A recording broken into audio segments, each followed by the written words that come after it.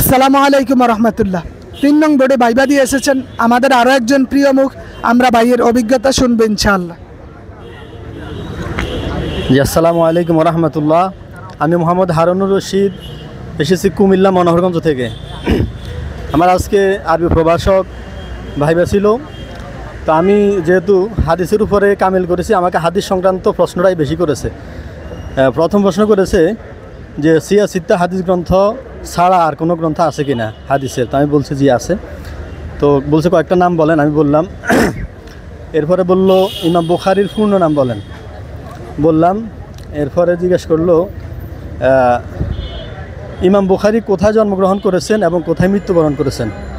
তো আমি বললাম যে উনি এই উজবেকিস্তানের বোখারা জন্মগ্রহণ করেছেন এবং উজবেকিস্তানের সমরকন্দে উনি মৃত্যুবরণ করেছেন। এরপর আমাকে জিজ্ঞেস করলো হানাফি মাযহাবের এই লেখা কিছু কিতাবের নাম বলেন। তো বলছে আমাদের উপমহাদেশের একজন এই হানাফি আলেম ছিল আমিমুল হাসান, ওনার লেখা একটা কিতাব আছে, এটার নাম জানেন? তো আমি বলছি যে জি, সুনানি ওয়াল আসার।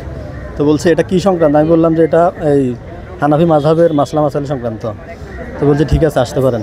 এগুলোই। জি, অসংখ্য ধন্যবাদ ভাইকে ওনার অভিজ্ঞতা আমাদের সাথে শেয়ার করার জন্য।